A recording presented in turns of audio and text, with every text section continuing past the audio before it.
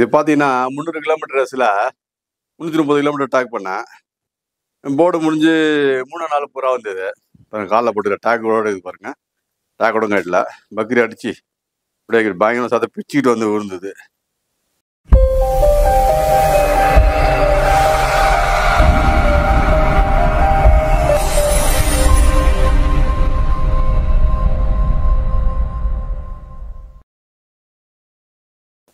வணக்கம், நான் உங்கள் ராஜேந்திரன் பேசுகிறேன். இந்த சென்னை யூடியூப் சேனலில் இது வந்து 7வது எபிசோடு. இன்னைக்கு வந்து ஒரு ரேஸ் போகக்கூடிய பயனுள்ள விஷயம் சொல்லணும். அதே மாதிரி மெத்தடை பற்றி நான் சொல்லியிருந்தேன்.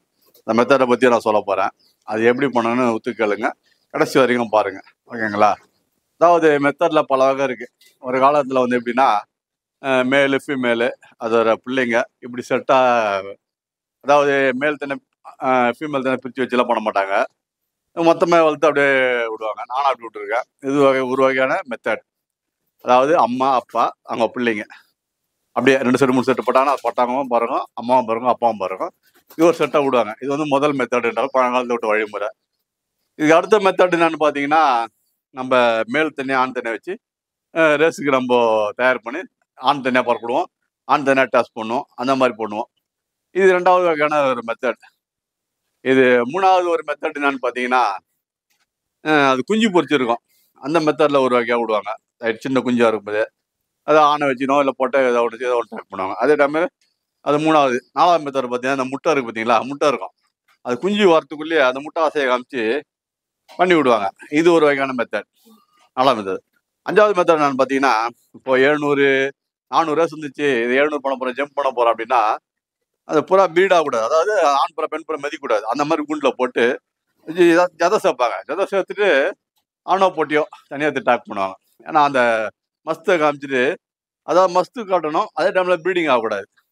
அதே மாதிரி மெத்தட் பண்ணிகிட்டே போடுவாங்க. அதான் மெத்தட்லேயே ரொம்ப நுணுக்கமான மெத்தட். ஆணை போட்டு என்ன சேர்க்கறாம சேர்த்துட்டு ரேஸ் போட்டுருவாங்க, அந்த ஏக்கத்தில் புறா வர சொல்லிட்டு. இது ஒரு வகையான மெத்தட் தான். அது சில பேர் இது மாதிரி ஜதை பண்ணிட்டும் விடுவாங்க. இந்த மாதிரி மெத்தடில் இத்தனை வகை இருக்குது. அதில் நீங்கள் எந்த மெத்தட் சூஸ் பண்ணி விட போகிறீங்களோ அது பண்ணலாம். ஏன்னா சில பேர் வந்து சின்ன குண்டு வச்சுருப்பாங்க, டெஸ்ட் பண்ணுவாங்க, அப்போ அவங்க எல்லாம் கும்பலாக சேர்த்தா விடுவாங்க. ஆனால் ஒரு சிலருங்க மாதிரி பண்ணும்போது அந்த மெத்தடு வழியாக பண்ணலாம். அதே மாதிரி ஒரு மெத்தடு பண்ணும்போது இந்த வழிமுறை பண்ணணும். அதனால நல்லா பாருங்கள். அதே மாதிரி இன்னைக்கு வந்து இன்னொரு விஷயம் நான் பேசணும்னு பார்த்தீங்கன்னா, புறாங்களை எப்படி நம்ம தயார் பண்ணி நம்ம ரேஸ் கொண்டு போனோம் அப்படின்ற விஷயம்தான். இது என்னன்னு பார்த்தீங்கன்னா, முழுக்க ஒரு வாத்தியாருக்கு சொல்லிக் கொடுப்பாங்க, ஒரு வாத்தியார் சொல்லிக் கொடுக்க மாட்டாங்க. இது சில பேர் சொல்லிக் கொடுப்பாங்க, சரி சொல்லிக் கொடுக்கலான்னு. அதாவது முழுமையாக சொல்ல மாட்டாங்க, அதை கொஞ்சம் காதில் பட்டு மூக்கில் பட்டு காலில் பட்ட மாதிரி ஏதோ கொஞ்சம் சொல்லுவாங்க. ஒரு சிலர் எனக்கு சொல்லி கொடுத்துருக்காங்க. அது வித்தியாசம் என்னன்னா, அதான் ஒரு பஞ்சு எடுத்துங்க, வெறும் பஞ்சை அந்த வாயை தந்துட்டு சுற்றி சும்மா அழித்தாமல் லைட்டாக தொடச்சி எடுங்க, உள்ளுக்குள்ள அந்த அழுக்கு எல்லாம் வந்துடும். இது சில பேர் பண்ண மாட்டாங்க, இப்படி பண்ணலாம்.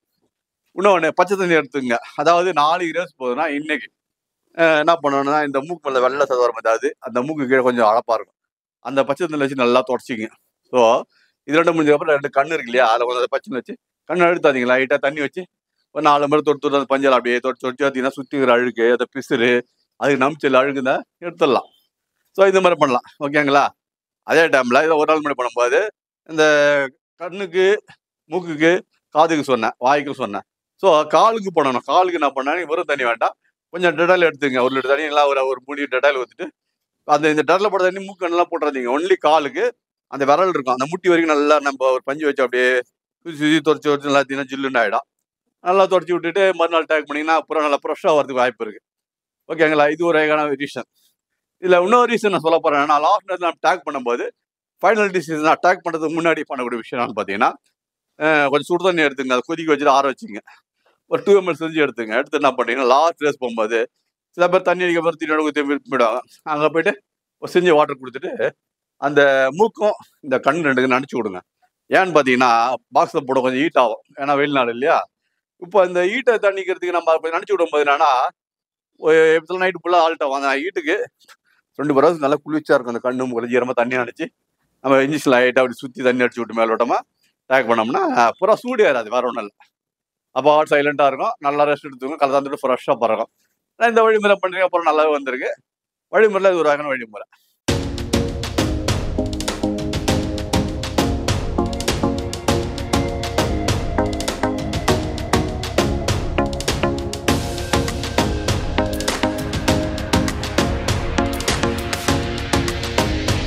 ட்ராப்ஸ் பார்த்தீங்கன்னா ஐ ட்ராப்ஸு, கண்ணுக்கு ஒரு என்ன சொல்லியிருப்பேன் உங்களுக்கு நான். கண்ணு வலி கேட்கும், கண்ணில் ரணமாந்த கேட்கும், கட்டிக்கும் கேட்கும். இந்த ட்ராப்ஸை நம்ம ரேஸ் போகிற புறாக விடலாம். இப்போ புறா வந்துச்சு 2 நாள் ஆகுதுன்னு வைக்கலாம், அடுத்த வாரம் டாக் பண்ண போகிறோன்னா ஒரு 2 நாள் 3 நாள் ஒருத்தர் 2 கண்ணி ஒரு ட்ராப்ஸ் விட்ருங்க. அதாவது கண்ணு வலி வந்து தான் விடணும்னு அவசியம் இல்லை, கண்ணில் இருக்கிற அழுக்கு சுத்தம் பண்ணுறதை விட்டுட்டோம்னா புறா ஃப்ரீ ஆகிடும். அதனால் இந்த ட்ராப்ஸை நீங்கள் நல்லா இருக்கிற புறா விட்டிங்கன்னா நெக்ஸ்ட் டேஸ் போகும்போது கண்ணு நல்லா சுத்தமாக இருக்கும். ஸோ இந்த மாதிரி வாட்டர் போட்டிகள் பண்ணுறீங்கன்னா தேவையில்ல, இதை போடாதுங்க, இதை 2 கண்ணியும் ஒரு சொட்டு விடுங்க. ஓகேங்களா? அதுக்கப்புறம் இந்த ட்ராப்ஸு இது வந்து எப்படின்னா வீசிங் நான் சொல்லியிருந்தேன். ஸோ அதே டைமில் இந்த 2 மூக்கை சுத்தம் பண்ணுறதுக்கு நல்ல பயனுள்ள மருந்து இது. ஒரு ட்ராப்ஸ் அதே மாதிரி புறா வந்துச்சுன்னா ஒரு 2 நாள் முன்னாடி விட்டுட்டிங்கன்னா நெக்ஸ்ட் டேஸ் போகும்போது உங்களுக்கு அந்த மூச்சு அடைப்பிடம் நல்லா சுவாசிக்கும். அப்போ ஃப்ரீயாக ரிலாக்ஸாக இருக்கும், நான் அதிகமாக ஸ்பீட் பண்ணுறதுக்கு வாய்ப்பு இருக்குது. அதான் இந்த ட்ராப்ஸை யூஸ் பண்ணலாம். ஒரு சொட்டு ஒரு மூக்கில் ஒரு சொட்டு தான் விட்டோம் உறிஞ்சிடும். அது பாருங்கள், மூக்கில் சாய்ச்சி விட்டிங்கன்னா உடனே அது உறிஞ்சிக்கணும், நல்லா அந்த வந்து உள்ளே போகுது. அது 2 மூக்கு ஒரு சொட்டு விடுங்க போதும். டெய்லியெலாம் கொடுக்கல, ஒரு வாட்டி கொடுத்தாலும் போதும், 2 மாதம் தான் நெக்ஸ்ட் டேஸுக்கு தயார் பண்ணிக்கலாம். சரிங்களா? இது பார்த்தீங்கன்னா 300 கிலோமீட்டர் ரேஸில் 330 கிலோமீட்டர் டாக் பண்ணேன். போர்டு முடிஞ்சு 3 நாள் புறா வந்தது. இப்போ காலில் போட்டுக்க டேக்கோட இது பாருங்க, டேக்கோட கைட்டில் பக்கரி அடிச்சு அப்படியே பயங்கர சாத்த பிச்சுக்கிட்டு வந்து விழுந்தது. ஒன்றும் பண்ணல, வரும் வீட்டில் இருக்கிற தேங்காய் எடுத்து ஒரு 3 days தடவை இருக்கேன், காஞ்சிச்சு. இன்னும் 2 நாள் தடவைனா சுத்தமாக பங்கு காஞ்சிக்கிறோம். என்னமாகுது இது எதுக்குன்னா மருந்து போகிறவங்க போடலாம், சில சில இடத்துல மருத்துவம் கிடைக்காதுன்னுவாங்க. அது விடப்பட்டவங்க சாதாரண தேங்காய் எண்ணெயை அடிமையாக தடவலாம், இல்லை மஞ்சள் கூட தடவலாம். அது உடனே பக்கு காஞ்சிரும், வலி இல்லாமல் இருக்கும். புறா இப்போ நல்லா ஃப்ரீயாக ரிலாக்ஸாக இருக்குது. வந்தோன்னா ஒரு மாதிரி டயர்டாக இருந்தது. 2-3 நாள் தேங்காய் எண்ணெய் போட்டேன், இந்த அளவுக்கு நல்லா காஞ்சி போச்சு. இது 330 கிலோமீட்டர் விட்ட புறா, நல்லா ஸ்பீடு வரக்கூடிய புறா தான், பக்கரி பிடிச்சி அடிச்சிட்டு.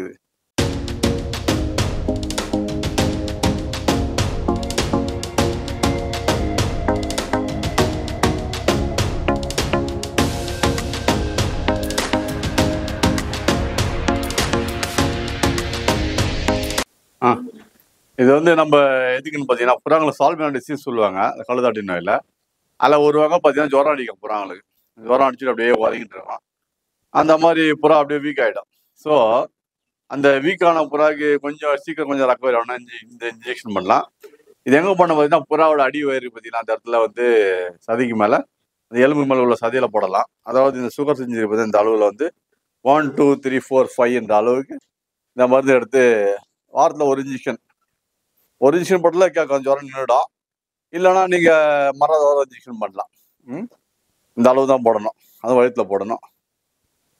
போட்டிங்கன்னா கேட்கும். அதே டைமில் இந்த இன்ஜெக்ஷன் பார்த்தீங்கன்னா உடம்பு கொஞ்சம் வீக்காக இருக்குது, உடம்பு ஏறலாம், அதுக்கு இன்ஜெக்ஷன் பண்ணலாம். டக்குன்னு கொஞ்சம் உடம்பு பிடிக்கும், உடனே கொஞ்சம் சத்தி குடிக்கும். அந்த மாதிரி சத்தி உள்ள நல்ல மருந்து நான் போட்டு பார்த்துருக்கேன், நல்லா வேலை செய்யுதுங்க. பண்ணலாம், உடம்பு கொஞ்சம் வீக்காக இருக்குது, சளி கிளி பிடிச்சிருக்கு அப்படின்னா இந்த இன்ஜெக்ஷன் அதே மாதிரி இந்த சுகர் செஞ்சில் 1 2 3 4 5 என்ற அளவுக்கு இது இன்ஜெக்ஷன் பண்ணலாம், நல்லாவே வேலை செய்யுது. ஆனால் போட்டு பார்த்துருக்கேன். இது எதுக்கு சொல்லணும்னா நம்ம புறா வளர்க்குற புறா எல்லாத்துக்கும் நம்ம டாக்டர்கிட்ட போக முடியாது, ஒரு முக்கியமானது டாக்டர்கிட்ட போகலாம். அது தெரிஞ்சு போச்சு நம்ம ஈஸியாக பண்ணலாம். அதனால கொஞ்சம் பண்ணி பாருங்க, ரொம்ப எல்லாத்தையுமே எடுத்துக்காதீங்க. ப்ராப்ளம் ஏற்பட்டால் கொடுங்க, இல்லைன்னா கொடுக்காதீங்க. சரிங்களா? இன்னைக்கு வந்து ஒரு முக்கியமான ட்ரிப்ஸ் கொடுக்கலான்னு இருக்கிறோம். இப்போ 400 ரேஸ் முடிஞ்சு போய் அடுத்த எக்ஸ்ட்ரா 500. இப்போ தீனி நம்ம கொடுக்கணும், புறா நல்லா பறக்கணும், குளிச்சா வேணும் அப்படின்னு பார்த்தீங்கன்னா வேர்க்கடலை, பச்சை பயிறு 2 ஊற வச்சுட்டு தீனியாக கொடுங்க. புறா நல்லா கொஞ்சம் குளிச்சாவும் இருக்கும், புறா நல்லாவும் பறக்கும், சூடு தண்ணியும் நல்லா சூப்பராக புறா வரும். இது ஒரு ரகம் முறையில் மெத்தடில், இது ஒரு வகையான மெத்தடு. இதுவும் பண்ணி பாருங்கள். ஓகேங்களா? அதெல்லாம் பாருங்கள் கடைசி வரைக்கும். நன்றி, வணக்கம்.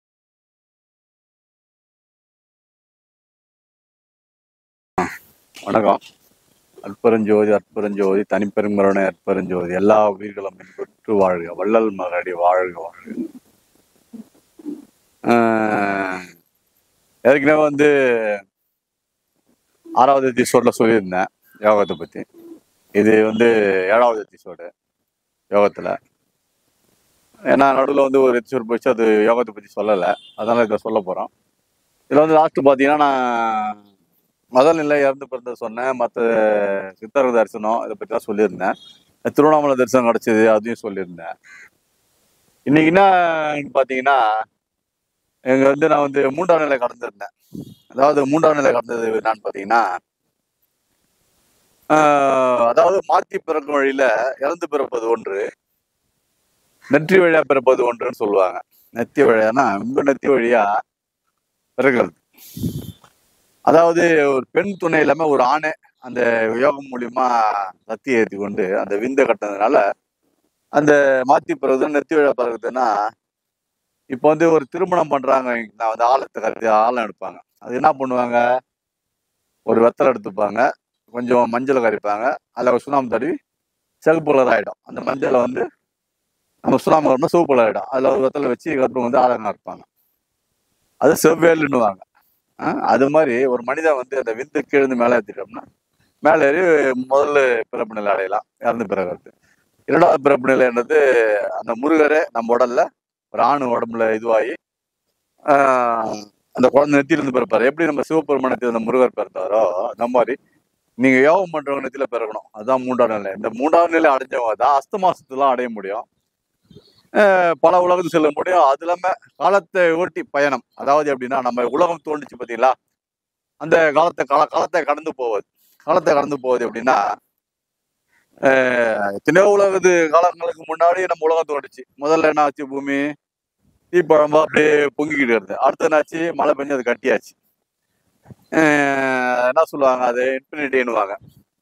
மழையா பெஞ்சு பூமி கட்டி ஆகி போய் இதுவாக வச்சு, அதுக்கப்புறம் பில் தோண்டி அதே விலங்கு தோண்டி அப்புறம் டைனோஸ் தோண்டி வந்துடும். அதுக்கப்புறம் அந்த பூமி உலகம்லாம் தோண்டிச்சு.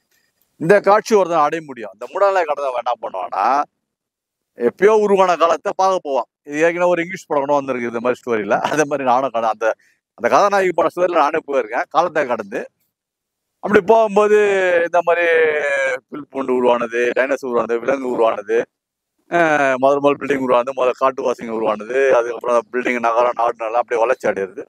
இந்த கண் கூட அந்த படத்தில் நடக்கிற மாதிரியே வாழ்க்கை நடந்தது. அது கண் எதிர்க்கு நானே பார்த்தேன். இது யாரால முடியும்னா அந்த மூடிகளை கடந்தவங்களுக்கு தான் அந்த மாதிரி, அதாவது காலத்தை கடந்து செல்வாங்கன்னுவாங்க. அப்ப எப்படின்னா, எத்தனையோ இப்ப சொல்றேன்னா எனக்கு அது நடந்தது. நிஜமாவே நான் அந்த காட்சி கண்டேன். நம்ம கண்பட்டு நாடு உலகெல்லாம் வளர்ச்சி பெரிய பில்டிங், பூமி, பெரிய பெரிய கட்டடங்க, மனிதனங்க உருவாகிறது, நாகரிகம் உருவாகிறது எல்லாமே கண் கூட பார்த்தேன். ஏன்னா ஒரு இதுவும் நம்ம கண்ணுக்கு முன்னாடி இருக்குது. நாங்க ஒரு ஹீரோ மாதிரி நிக்கிறோம், அவ்வளவுதான். அப்போ அப்படியே உட்காந்துட்டு இருக்கு, அங்க நம்ம கடிக்க வருது. அந்த மாதிரி அப்படியே தான் இருக்குது. அது பாட்டு வேணா ஒரு குரங்கு தொட்டு பாக்குது, அந்த படத்துல நடக்கிற மாதிரி சீன் எல்லாம் நடந்து நானும் இதாவது காணாத காட்சிட்டுவாங்களே அந்த காட்சி எனக்கு உண்மை சத்தியம் என்று நம்ம உண்மையா அந்த படம் நடந்தா இது பார்க்கலாம். அந்த 3 நிலை கடந்தவங்களுக்கு அது கிடைக்கும். அது எனக்கு கிடைச்சிது, அதான் சொல்றேன் அந்த வாட்டி. இதுக்கப்புறம் என்னன்னு பாத்தீங்கன்னா, முருகவேலா மாத்தி பிறந்த சொன்னாங்க பாத்தீங்களா, நெத்தில இருந்து பிறந்த சொன்னேன் பாத்தீங்களா. அதுக்கு முன்னாடி ஒரு விஷயம் நடந்தது என் வாழ்க்கையில். என்னன்னு பாத்தீங்கன்னா, இங்க தொப்புல இருந்து ஒரு ஜோதி முன்னாடி வந்தது. யோகத்துல ஆழ்ந்த நிலையில இருக்கு. அந்த ஜோதி நான் மேல் உலகத்துக்கு போகுது. அதாவது தீப்பழம்பு மசலாம் மேல் உலகத்துக்கு போகுது. மேல் உலகத்துக்கு இங்கிருந்து ஒன்னா பண்ணுது உடம்பு, இரண்டா திரும்பி போகுது, 2 ஜோதியா. அதுல ஒரு ஜோதி வந்து நான் கொஞ்சம் நெத்தில புந்துச்சு, இன்னொரு ஜோதி வந்து அப்படியே நிக்குது. ஆனா அப்போ பேசுறது நான் இல்லை, ஆனா பேசுறத கண்டேன், பேசுறது நான் இல்லை. எனக்குள்ளது ஒருத்தர் பேச வச்சாரோ, அது அந்த கடவுள் தான். என்ன சொல்றாருன்னா, ஓ உலகத்தை சுத்தி வா அப்படி அந்த ஜோதி அனுப்புறாரு. அதே ஒரு ஜோதி நெத்தில போச்சு, இன்னொரு ஜோதி உலகத்தை சுத்தி எத்தனை கட்சி 7 நாள் கட்சி என் உடம்புல வந்து திருப்பி உள்ள போறது. அது வயதுக்குள்ளே புந்துச்சு. அதுதான் செவ்வேலாம் மாத்தி பிறகு சிவன். உங்களுக்கு முருகரோட கதை தெரியும். ஆண்டி குளம் ஆயிட்டு தாய் தகப்பனை விட்டு போனார், உலகத்தை சுத்தி வந்துதான் இந்த போட்டி நாணப்பழத்துக்காண்டி. அதாவது ஒரு மனிதன் நாணம் ஆடினோம்னா அந்த நாணப்பழ கதை தான். அதுதான் இது உலகத்தை சுத்தி வருதுன்னு அர்த்தம். முருகர் சுத்தி வர மாதிரி அது வந்து நம்ம கிட்ட போகுது. அப்ப அந்த நாணப்பழம் யார் அடைஞ்சிக்கிட்டாங்களோ அவங்க நாணம் அடையினா அது சுத்தி, அந்த சதி தான் அது நான் கண்டது, நடந்தது என் வாழ்க்கையில். அந்த மாதிரி நிலை எனக்கு அடைஞ்ச ஒரு ஆனந்தமா இருந்தது. ஏன்னா அந்த சித்திகள்ல இதுவும் பல சித்தி, இதுவும் என் வாழ்க்கை நடந்தது, ரொம்ப அருமையா இருந்தது. இதுக்கப்புறம் யோகத்துல கூட எனக்கு இன்னொரு கூட என்ன சொல்லுவாங்க, எப்படி கர்ணன் அந்த கவசத்தோட ஒரே நெருப்பா அந்த தங்க உடல் போல வந்து போகுது, அந்த மாதிரி ஒரு குழந்தை போது அந்த மாதிரி என் கண்ணில் ஆட்சி கண்டது. இந்த மாதிரி யோகத்துல பல சித்திகள் பல அதிசயங்கள் ஏற்படும். நீங்க நிஜமா யோகத்துல மேல்நிலை அடைஞ்சீங்கன்னா நீங்க தேடி போகணும், அதுவே தேடி உங்களுக்கு வரும். சித்திகள்ல பல சித்தி, இது ஒரு சித்தி. அதான் சித்திரை இதுல வந்து பேரானந்தம்னா அவங்க ஆனந்தத்தை யாரும் பறிக்க முடியாது, ஆனந்தமா இருப்பீங்க. என்ன சொல்லுவாங்க, சாப்பாடு வேண்டாம், தண்ணி வேண்டாம், தூக்கம் வேண்டாம், உறக்கம் வேண்டாம், என்னைக்குமே ஆனந்தமா இருக்கும் மனசு. உங்களை யாரும் அழிக்க முடியாது, யாரும் திட்டம் பேச முடியாது. அந்த மாதிரி ஒரு பேரானந்தம் இந்த நிலை. அதாவது முதல் நிலை கடந்து நீ பாதி பேர் சித்தரா ஒதுக்கிடுவாங்க, கட்ட பண்ணிட்டுருவாங்க. ஆனா இதயம் கடந்து அந்த 2வது நிலை கடந்து போறவங்களுக்கு ஆனந்தம் தன்னால வரும். அதாவது உங்க ஆனந்தத்தை வந்து யாராலையும் புடுங்க முடியாது, கெடுக்க முடியாது, தடுக்க முடியாது. எப்பயுமே அது நிரந்தரமா அமைங்கிடும். அந்த மாதிரி இந்த 3 நிலை கடந்தவங்க எல்லாமே பாவம். அதாவது பாதாளத்துக்குள்ள போலாம், மேல் உலகம் போலாம். இப்போ ஒண்ணு இந்த சொல்ல பார்த்தீங்கன்னா காலத்தை கடந்து போலாம். இப்ப பாருங்க காலத்தை கடந்து போகும்போது நான் இந்த பிரமிடு கட்டுறாங்க. அதே என் கண் கூட பார்த்தேன். மனிதருங்க கட்டுறாங்க. அது யாரும் வெளியாள் இல்ல. சாதா மனிதர்களா பிரமிட கட்டுற கண் கூட பார்க்குறேன். அதே மாதிரி உட்காந்து யோகம் பண்ணிட்டு இருக்கேன். பால்கடல்ல நம்ம நாராயணர் படுத்திருக்காரு பாம்பு மேல. அந்த காட்சி கிடக்குறேன். என்னடா இது நம்ம கடல் மேல நிக்கிறோம். லட்சுமி தேவி காலாமிட்டு கண்ணு எதிர பார்க்குறேன். பாருங்க என்ன மாதிரி சித்துல எனக்கு கொடுத்தாருன்ட்டு. இதுவும் நான் கணக்கு கூட காத்த இந்த யோகம் மூலியமா அடைஞ்ச சக்தி இல்ல. இது ஒரு பெரிய சக்தி. அது மாதிரி ஒரு அற்புத விஷயங்க என் வாழ்க்கையில நடந்த உண்மை சம்பவத்தை சொல்ல வரேங்க. நான் இவரு அப்பாட்டு சொல்லி நிற்கிறாரு நினைச்சுக்கலாம். ஆனா என் வாழ்க்கை அது உண்மைதாங்க சத்தியம். நான் ஏன் போய் சொல்ல போறேன் வள்ளல் மேலான. நான் ஒரே ஒரு சத்தி 2 சத்தி மேல பணம் படாது. உண்மை தான் சொல்றேன். இந்த மாதிரி யோகனில பல விஷயம் இருக்கு. இன்னைக்கு பாருங்க ஒரு விஷயம் அடைஞ்சதுக்கு அப்புறம் என் உடம்பு வந்து அப்படியே ரணகலமா இருக்கு. ரணகலம்னா நான் கொதிக்குது. எவ்வளவோ கண்ட்ரோல் பண்ணி பாக்குறேன். ஆனா இது வைத்தியம் மருந்து ஒண்ணுமே வேலை செய்ய மாட்டேது. ஏன்னா இது வரைக்கும் யோகம் மூலியமா சுடு தண்ணி குடிக்கணும், சுத்த குளிக்கணும் தான் பார்த்தேன். ஆனா இது பண்ணுது அதான் 10 தண்ணி குளிச்சாலாம் அடங்க மாட்டேது. அந்த மாதிரி உடம்புல அவ்வளோ ஒரு உஷ்ணம் இப்ப அதிகமாயிட போகுது எனக்கு. யோகத்துல இது ஒரு வழின்ற மாதிரி இந்த இலை கடந்து 4வது அந்த குழந்தை ஏதாவது தங்க உடலா ஒரு குழந்தை வந்ததுல இருந்து எனக்கு உடம்பு வந்து கதை கதை கதை எனக்கு கொதிக்குது. அது மாதிரி யோகா நல்ல பண்ணுங்க, நல்ல சாதனை புரியுங்க, உண்மையா இருங்க, சேவை செய்யுங்க. இல்லாதப்பட்டவங்களுக்கு உணவு கொடுங்க. நீங்க காசு கொடுக்கணும்னு நான் சொல்லலை. ஏதோ உங்களுக்கு கிடைச்ச சாப்பாடு கொடுங்க. நல்லா ஆனந்தமா இருங்க. அவங்களும் ஆனந்தமா இருக்கிறீங்க, நீங்களும் ஆனந்தமா இருங்க. குடும்பத்தை ஆனந்தமா வச்சிருங்க. இதுக்காண்டி காலம் தேடி வீடு தேடி மழை தேடி குடும்பத்தை விட்டு போன அவசியம். குடும்பத்தையும் பாருங்க, பக்தியாகவும் இருங்க. ஓகேங்களா? நன்றி, வணக்கம்.